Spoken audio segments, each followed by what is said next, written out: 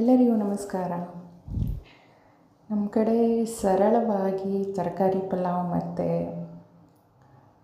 ರಾಯ್ತ ಅಂದರೆ ಮೊಸರು ಬಜ್ಜಿ ಹೇಗೆ ಮಾಡೋಣ ಅಂತ ನೋಡೋಣ ಬನ್ನಿ.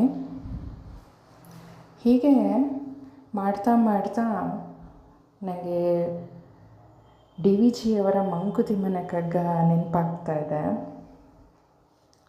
ನಿನಗಾರು ಗುರುವಹರು ನೀನೊಬ್ಬ ತಬ್ಬಲಿಗ, ಉಣುತ ದಾರಿಯ ಕೆಳದಿ ಸಿಕ್ಕಿದೆಂಜಿಲನು ದಿನವ ಕಳೆವೆ, ಗುರು ಶಿಷ್ಯ ಪಟ್ಟಗಳು ನಿನಗೇಕೆ, ನಿನಗೆ ನೀನೇ ಗುರುವೋ ಮಂಕುತಿಮ್ಮ.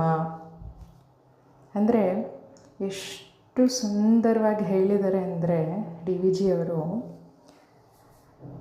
ನಿನಗೆ ಈ ಜಗತ್ತಿನಲ್ಲಿ ಯಾರೂ ಗುರುವಲ್ಲ, ಜೀವನದ ದಾರಿಯಲ್ಲಿ ನಿನಗೆ ಯಾರ್ಯಾರು ಏನೇನು ಹೇಳ್ಕೊಟ್ಟಿದ್ದಾರೋ ಅವುಗಳನ್ನು ಅಳವಡಿಸ್ಕೊಂಡು ಕಲಿತ್ಕೊಂಡು ಜೀವನವನ್ನು ಸಂತೋಷವಾಗಿ ನಡೆಸು.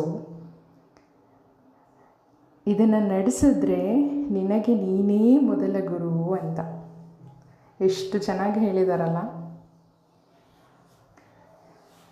ಹೀಗೆ ನೋಡ್ತಾ ಪಲಾವ್ ಸಹ ರೆಡಿಯಾಗ್ತಾ ಬಂತು.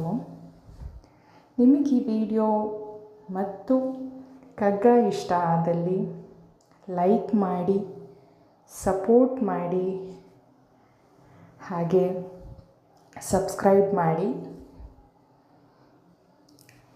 ಇನ್ನೊಂದು ವಿಡಿಯೋ ಮತ್ತು ಕಗ್ಗ ಜೊತೆಗೆ ಸಿಗೋಣ.